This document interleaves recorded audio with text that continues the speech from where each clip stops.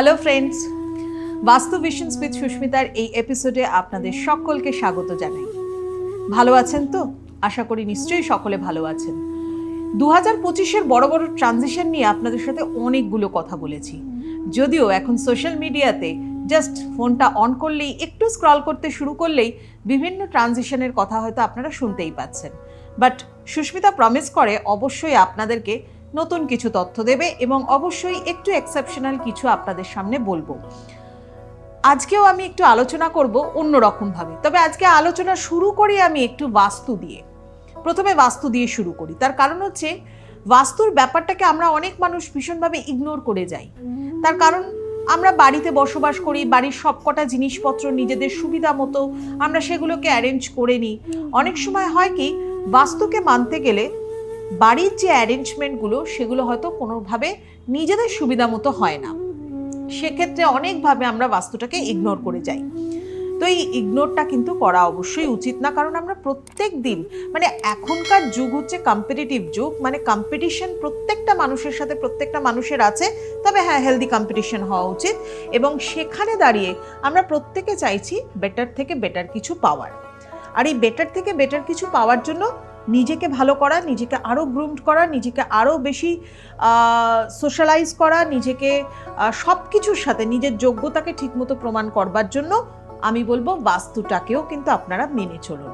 বাস্তু ভীষণ ইম্পর্ট্যান্ট একটা জিনিস। আজকে আমরা বাড়ির সাউথ ইস্ট নিয়ে একটু আলোচনা করি, অর্থাৎ হচ্ছে দক্ষিণ পূর্ব কোণা, south east corner of your house, অর্থাৎ বাড়ির মধ্যে আপনার বাড়ির দক্ষিণ পূর্ব কোণা। এখানে একটুখানি কনফিউশন থাকে মানুষের, আমি একটু কনফিউশনটা দূর করে দিই। যারা মোটামুটিভাবে বাস্তু সম্পর্কে খুব একটা জানেন না তাদের জন্য বলি, আপনি যে বাউন্ডারি ওয়ালের মধ্যে রয়েছেন, মানে আপনার ধরুন ফ্ল্যাট রয়েছে, সেই বিল্ডিং হিসাবে না, আপনার ফ্ল্যাট হিসাবে আপনার সাউথ ইস্টের লোকেশন হচ্ছে আপনার ফ্ল্যাটের যতটুকু কাভার্ড এরিয়া সেটার মধ্যে আপনি কম্পাস রেখে যেটা সাউথ ইস্ট কর্নার পাচ্ছেন, that is your proper south east corner. Not that কি আপনার পুরো বিল্ডিং হিসাবে সাউথ ইস্ট কর্নার দেখতে হবে। মানুষ কিন্তু এখানে একটু কনফিউজড হয়ে যান। আবার ধরুন আপনার একটা নিজস্ব বাড়ি রয়েছে, সেই বাড়িতে বাউন্ডারি ওয়াল রয়েছে, এবার আপনার বাড়ির মধ্যে, মানে আপনার যে কভার্ড এরিয়া রয়েছে, নট দ্যাট কি ল্যান্ড এরিয়া, কভার্ড এরিয়ার মধ্যে সাউথ ইস্ট কর্নার হচ্ছে আপনার বাস্তু যে কনস্ট্রাকটিভ এরিয়া রয়েছে সেটার মধ্যে সাউথ ইস্ট কর্নার। ঠিক আছে? অনেক মানুষ ভাবেন আমার বাড়ির বাইরের সাউথ ইস্ট কর্নারকে কি আমি ধরবো না, বাস্তুর মধ্যের সাউথ ইস্ট কর্নার। এবার ধরুন সাউথ ইস্ট কোণাকে আমরা কি বলি, অগ্নিকোণ। অর্থাৎ আমরা মানে যেহেতু এই কর্নারের এলিমেন্ট হচ্ছে ফায়ার, ন্যাচারালি আপনি বা আপনার বাড়িতে কিচেনকে এখানে করা উচিত। আমরা প্রায় প্রত্যেকটা মানুষ জানি, যদি বাড়িতে দক্ষিণ পূর্ব কর্নারে আপনার বাড়িতে একটা কিচেন থাকে তাহলে আপনি ভালো থাকবেন, হেলথ ওয়াইজ ভালো থাকবেন, ওয়েলথ ওয়াইজ ভালো থাকবেন এবং মানসিকভাবেও কিন্তু ভালো থাকবেন।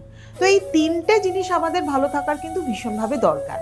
কিন্তু কোনোভাবে যদি দক্ষিণ পূর্ব কর্নার কোনোভাবে ডিস্টার্ব হয়ে যায়, মানে সেই জায়গাটাতে নেগেটিভিটি অ্যাকিউমুলেট করে, তাহলে কি হবে? প্রথম পয়েন্ট হচ্ছে, ফার্স্ট পয়েন্ট যেটা হচ্ছে আপনার প্রথম হচ্ছে সাউথ ইস্ট কর্নারের পজিটিভিটি কোনটা আর সাউথ ইস্ট কর্নারের নেগেটিভিটি কোনটা, এটা আপনাকে আগে জানতে হবে।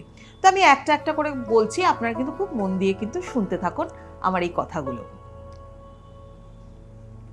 তো ফার্স্ট হচ্ছে যেটা সাউথ ইস্ট কর্নারের পজিটিভিটি হচ্ছে, যদি আপনার বাড়িতে কোনো ইলেকট্রিক্যাল ইকুইপমেন্টসের জায়গা, ইলেকট্রনিক্সের জিনিসপত্র সেখানে থাকে, বা ইলেকট্রিক্যাল বোর্ডস, বা আপনার হচ্ছে মিটার ঘর, এই সমস্ত যদি ওই দিকে থাকে খুব ভালো। দক্ষিণ পূর্ব দিকে যদি আপনার কিচেন থাকে খুব ভালো। দক্ষিণ পূর্ব দিকে যদি আপনার একটা ব্যালকনিও থাকে সেটাও ভালো, বাট অতিরিক্ত ওপেন স্পেস কিন্তু সাউথ ইস্টে ভালো নয়।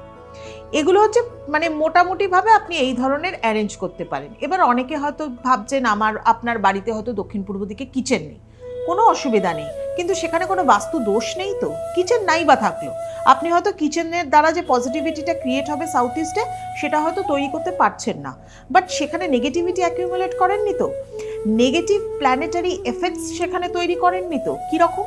যেমন ধরুন যদি সেখানে কোনো জলের স্থান থাকে, সাউথ ইস্ট কর্নারে যদি আপনার ওভারের ট্যাঙ্ক, আন্ডারগ্রাউন্ড রিজার্ভার, বা ধরুন সেই কর্নারে আপনার বাড়িতে কোনো মানে টয়লেটের পজিশন রয়েছে, মানে হচ্ছে কোনো ওয়াশরুমের পজিশন, ধরুন সেখানে আপনার কোনো এরকম রয়েছে, আপনার হয়তো বাড়ির বাইরের দিকে মানে জাস্ট আপনার যে বাউন্ডারি এলাকা রয়েছে সেখানে একটা কোনো ট্যাপ ওয়াটার আসছে এবং জলটা সেই সাউথ ইস্ট কর্নার থেকে আপনার বাড়িতে ঢুকছে, বা হয়তো আপনার কিচেনটা সাউথ ইস্টে, বাট কিচেনের মধ্যেও তো আমাদের জল লাগে, তো সেই সিঙ্ক বা অ্যাকোয়াগার্ডের পজিশনটা আপনি হয়তো করেছেন exactly south east corner of your room, মানে আপনার কিচেন রুমের, তো সেক্ষেত্রেও কিন্তু আপনি নেগেটিভিটি তৈরি করে ফেলছেন। আশা করি বুঝতে কোনো অসুবিধা হলো না, ব্যাপারটা কিন্তু আপনাদের কাছে ভীষণভাবে ক্লিয়ার হলো। এই নেগেটিভ প্ল্যানেটারি ইনফ্লুয়েন্সেসের জন্য কি কি হতে পারে, বা ধরুন নেগেটিভ প্ল্যানেটারি ইনফ্লুয়েন্স কোন কোন গ্রহের দ্বারা হতে পারে। এই সবকটা গ্রহের মধ্যে সব থেকে যেটা খুব ইম্পর্টেন্ট সেটা হচ্ছে রাহু। নেগেটিভ প্ল্যানেটারি ইনফ্লুয়েন্স কিন্তু রাহু মানে একেবারে সাংঘাতিকভাবে আপনাকে মানে বিপর্যস্ত করতে পারে। যদি আপনার সাউথ ইস্ট কর্নার অর্থাৎ অগ্নিকোণ, যে কর্নারের রুলিং প্ল্যানেট হচ্ছে ভেনাস, সেই কর্নারে যদি কোনোভাবে আপনার রাহুর দ্বারা আপনি সেই জায়গায় নেগেটিভিটি তৈরি করে থাকেন, নেগেটিভ ভাইব্রেশন তৈরি হয়ে থাকে এবং রাহু সেখানে যদি এফেক্টেড হয়ে থাকে, তাহলে কি হতে পারে? রাহু বিভিন্ন কারণে এফেক্টেড হতে পারে।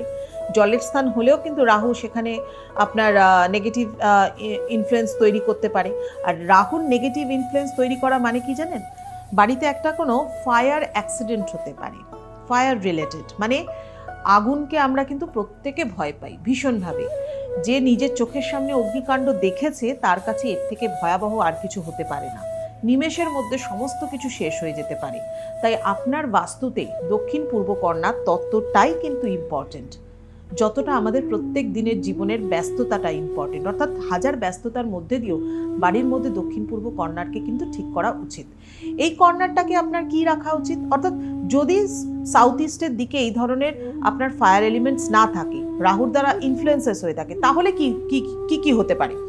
ফার্স্ট হচ্ছে আপনার বাস্তুতে ফায়ার অ্যাক্সিডেন্ট হতে পারে, বাড়িতে ভীষণভাবে ভীষণভাবে একটা ক্রাইসিস তৈরি হয়, ওয়্যারএজ হয়তো রোজগার করছেন বাট ফিনান্সিয়াল ক্রাইসিস।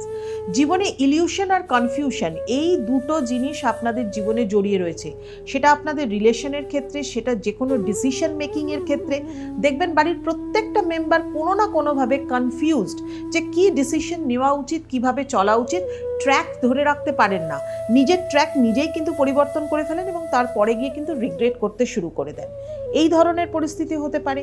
বা ধরুন কোনো রকমভাবে এটাও হতে পারে আপনার বাড়িতে প্রত্যেক কিছুদিন অন্তর অন্তরই ইলেকট্রনিক্সের জিনিসপত্র ভীষণভাবে খারাপ হতে থাকে। এই ইলেকট্রনিক্সের জিনিসপত্র খারাপ হওয়া মানেও কিন্তু আপনার নেগেটিভিটি তৈরি হয়ে যাওয়া, এবং সেখানে কিন্তু বিভিন্ন রকমভাবে ফিনান্সিয়াল ক্রাইসিস আপনার কিন্তু আসতে পারে। হেলথ রিলেটেড ইস্যু আসতে পারে, কীরকম ধরনের? হাই ব্লাড প্রেশার, বা ধরুন প্রচণ্ডভাবে কারোর মাইগ্রেনের সমস্যা হয়ে যাচ্ছে এই রকম ধরনের, বা কিছু মেন্টাল ইস্যুস আসছে যেখানে হয়তো ডিপ্রেশন, অ্যাংজাইটি, এই শব্দগুলো ভীষণভাবে বাড়ির মধ্যে এসে যাচ্ছে। সব সময় আপনি ভীষণভাবে মানে স্ট্রেসড থাকেন, কিছুতেই নিজের স্ট্রেসটাকে কাটিয়ে উঠতে পারেন না। এই জিনিসগুলোর জন্য দায়ী হচ্ছে একমাত্র রাহু। রাহুকে ঠিক করতে গেলে আপনাকে কি কি করতে হবে? প্রথম কথা হচ্ছে বাস্তুদোষকে কাটাতে হবে। দেখুন, সব ক্ষেত্রে ডেমলিশনটা ঠিক হয় না।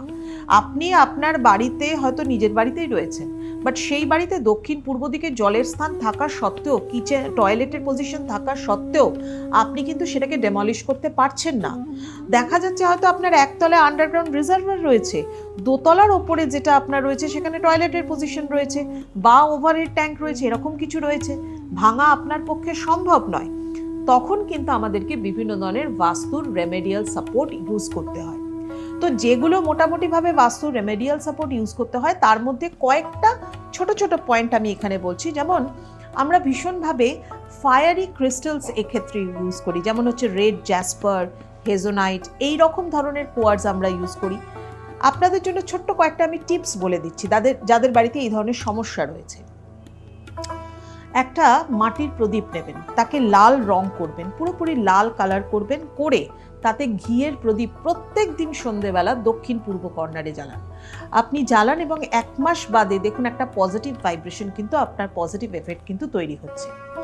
ফিটকিরি যদি থাকে বাড়িতে, বা যদি একটা ফিটকিরি কিনে আনতে পারেন, ফিটকিরি জানেন তো, যেটা আগেকার দিনে আমরা দেখতাম বাড়িতে বাবা কাকারা সবাই শেভিং করবার পরে গালে লাগাতেন অ্যালাম, সেই অ্যালামটাকে একটা লাল রঙের ক্লথের মধ্যে ভালো করে রেড কালারের মানে একটা থ্রেড দিয়ে ভালো করে টাই করবেন, করে সেটাকে দক্ষিণ পূর্ব কর্নারে ঝুলিয়ে রাখবেন।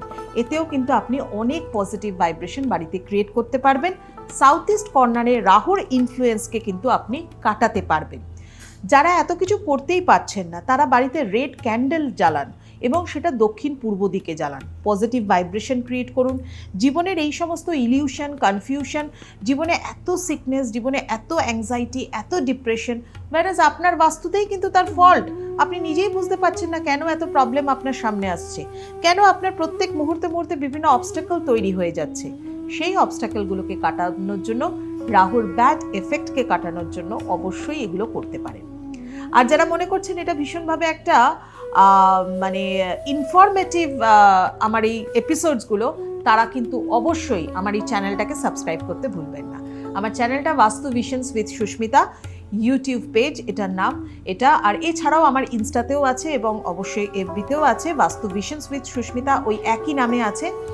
যারা প্রত্যেক দিন এই ধরনের নতুন নতুন ইনফরমেশন চাইছেন জীবনটাকে আরেকটু স্মুথ করবার জন্য, ভালো করবার জন্য, তার জন্য যে আপনাকে প্রচুর খরচা করতে হচ্ছে এরকমও কিছু নয়, তারা কিন্তু অবশ্যই আমার এই চ্যানেলটাকে, বাস্তু ভিশনস উইথ সুস্মিতার এই চ্যানেলটাকে সাবস্ক্রাইব করুন। দেখুন একটা বেল আইকন যাচ্ছে, সেটাতে ক্লিক করুন এবং প্রত্যেক দিন নোটিফিকেশন পান নতুন নতুন ভিডিওস দেখবার, এবং সেটাকে জীবনে অবশ্যই অ্যাপ্লাই করুন আর আমাকে কমেন্টস করে জানান যে আপনি কেমন আছেন। আজ তাহলে চলি, এই পর্যন্তই। সবাই ভালো থাকুন, সকলকে ভালো রাখুন।